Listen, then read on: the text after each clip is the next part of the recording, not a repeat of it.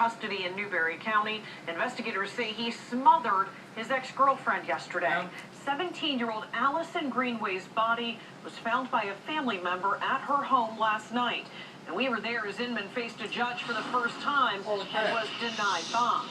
Nikki Davidson joins us live in our newsroom with more on this developing story. Nikki? Well, Diana, we're talking about a very young victim in this case, just 17 years old and just a few weeks away from graduating high school. Now, a lot of people in the town of Whitmire have very heavy hearts concerning this loss. The close-knit town of Whitmire is mourning. It's like just a big cloud hanging over our city. It was only last night that 17-year-old Allison Greenway was found smothered in her home. Those who knew the teen say she was a cheerleader, a singer, someone they were happy to have around. Warm and welcoming to everyone. She was quiet. She kept to herself a lot.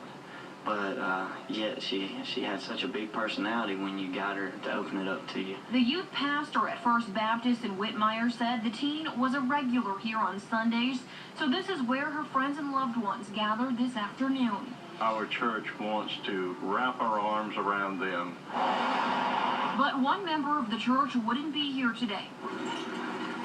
We're told the suspect in her murder, Douglas Inman, was Greenway's boyfriend and the father of her child.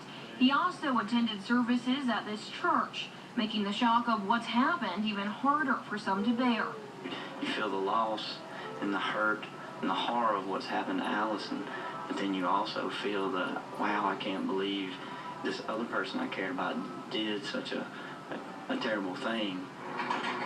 Investigators say they've got forensic evidence linking Inman to the crime and say the former couple's past raises many red flags.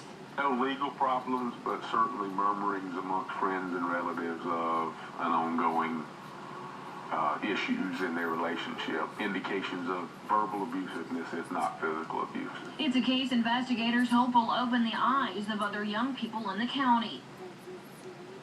Now, at the time of his arrest, Inman was out on bond for a charge of CSC with a minor unrelated to the victim in this case. And I also spoke with someone who had some interesting words to share about the suspect. We'll share those with you coming up later in the newscast. But for now, reporting live in the newsroom, Nikki Davidson, Fox Carolina News Tonight.